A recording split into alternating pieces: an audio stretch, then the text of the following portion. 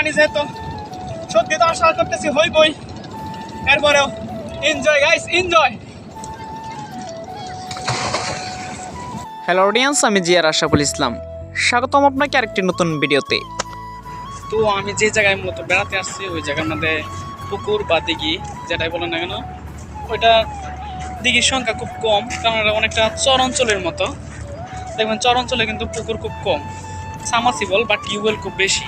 গোসল করার জন্য সামাসিবল আছে বা টিউবওয়েল আছে, চাইলে ওই জায়গায় করা যেত, কিন্তু এই নদীর স্বচ্ছ পানির মধ্যে সাঁতরে গোসল করব।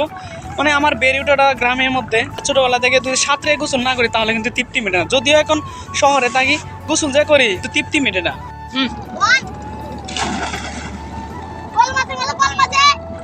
সে একটা হাসি দিছে, মানে ও আমার সাথে আসছে, সম্পর্কে মামা লাগে। বেশিক্ষণ থাকলে আমার একদম ঠান্ডা লাগে যাবে গা। আমার তো সত্যি মনে হয় যে অন্য পানি যেহেতু সত্যি তো আশা করতেছি হইবই, এরপরেও এনজয় গাইস, এনজয়। আমি মূলত যে বাড়িতে বেড়াতে আসছি 2023 সালে কিন্তু আবার ওই জায়গায় আসছিলাম, এই নদীতে আবার গোসল করছিলাম। তখন স্মৃতি হিসাবে এই নদী থেকে পাথর নিয়ে গেছিলাম। এই নদীতে যেমনভাবে বালু উত্তোলন হয় ঠিক তেমনভাবে কিন্তু পাথর উত্তোলন হয়। দেখেন এই যে দুইটা পাথর পাইছি, পাথরগুলো স্মৃতি হিসেবে নিয়ে যাবো।